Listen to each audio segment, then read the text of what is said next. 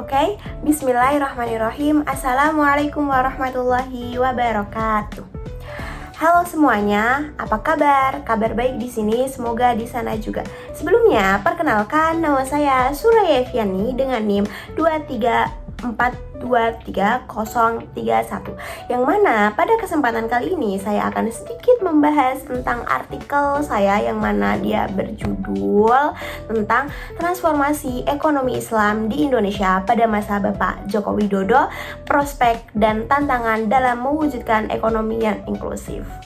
Langsung saja kita akan masuk ke slide yang pertama, pendahuluan. Artikel saya ini memiliki 3 kata kunci, yaitu ekonomi Islam, pemerintahan Jokowi, dan perkembangan di Indonesia. Kita akan bahas tentang pendahuluan. Sebelumnya kita akan mengenal tentang transformasi. Transformasi berarti proses perubahan besar yang dilakukan secara terencana dan terarah untuk memperbaiki sistem ekonomi Islam terutama di Indonesia. Tujuannya agar ekonomi Islam ini bisa menghadapi tantangan yang ada selama di dunia ini. Apalagi tentang ekonomi gitu. Terus, sebagai negara yang mayoritas penduduk Islam, Indonesia ini memiliki potensi besar untuk mengembangkan menerapkan sistem ekonomi Islam. Tetapi, ternyata pada kenyataannya itu menunjukkan bahwa banyak umat Islam yang belum mengenal tentang prinsip-prinsip ekonomi Islam. Itu sangat disayangkan ya guys, karena banyak banget di Indonesia ini mayoritas Islam, tetapi ternyata mereka tuh belum paham tentang prinsip ekonomi Islam tersendiri. Jadi artikel ini bertujuan untuk mengkaji seberapa jauh ekonomi Islam ini berkembang pada masa Bapak Jokowi. Selain itu juga akan menyoroti tentang tantangan-tantangan yang dihadapi pada masa itu. Dan analisis ini bertujuan untuk memberikan gambaran menyeluruh tentang potensi ekonomi Islam untuk mendorong pertumbuhan ekonomi Indonesia yang inklusif dan berkelanjutan. Selanjutnya kita akan masuk ke pembahasan. Dan Bapak Jokowi ini sangat tegas menyampaikan bahwa Indonesia ini harus mengambil peran utama penggerak ekonomi syariah dunia, karena Indonesia memiliki potensi yang sangat besar dan produk tentang syariah ini selalu meningkat. Contohnya seperti data yang saya tampilkan di sini, bisa dilihat perbankan syariah pada tahun 2017 itu mencapai 435, yang mana setara dengan 5,8% total keseluruhan perbankan di Indonesia. Jadi pertumbuhannya itu sangat pesat. Beliau juga berkata-kata gitu ya.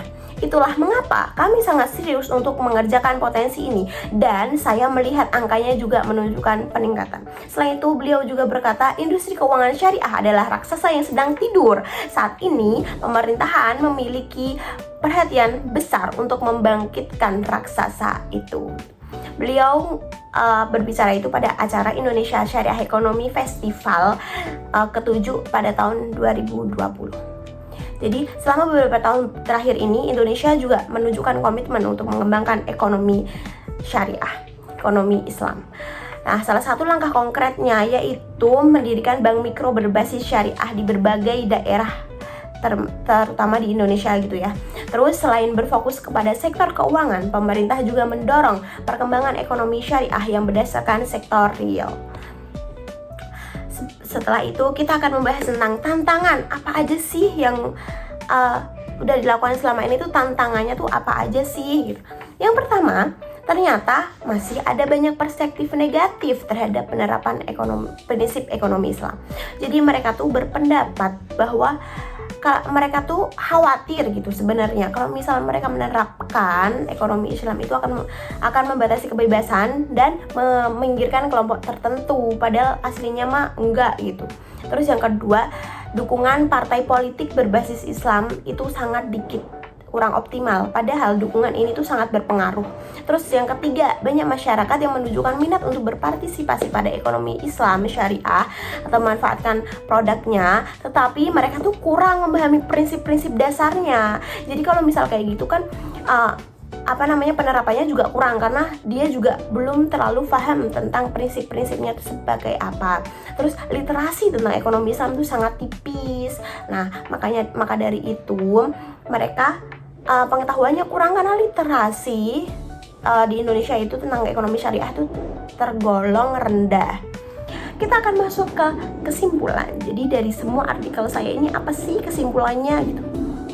Ekonomi Islam sebenarnya itu memiliki potensi pasar yang luar biasa besar, terutama karena mayoritas penduduknya itu Islam dan kebutuhan produk serta layanan berbasis syariah itu terus meningkat. Walaupun ada banyak tantangan yang harus dihadapi, baik dari segi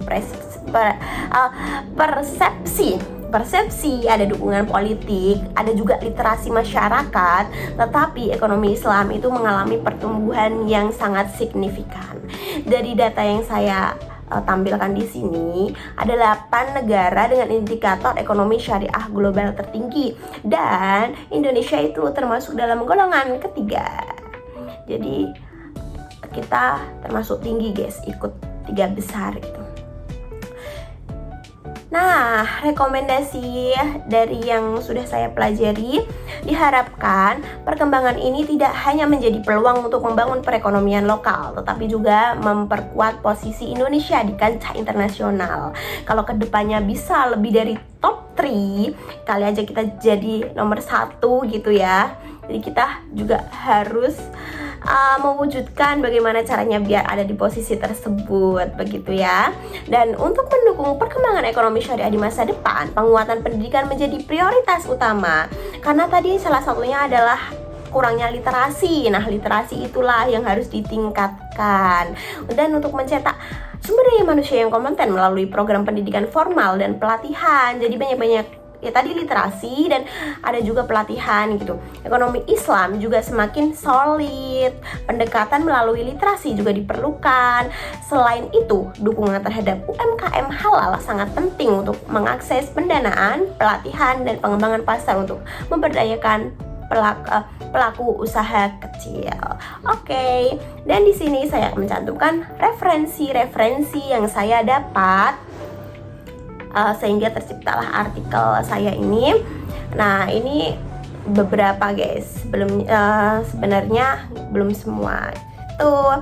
Jadi cukup sekian presentasi presentasi kecil dari saya. Semoga bermanfaat. Ikan hiu, ikan tomat. Thank you very much. Oke. Wassalamualaikum warahmatullahi wabarakatuh. Oke, see you. Semoga ketemu dalam kesempatan yang lain. Bye-bye.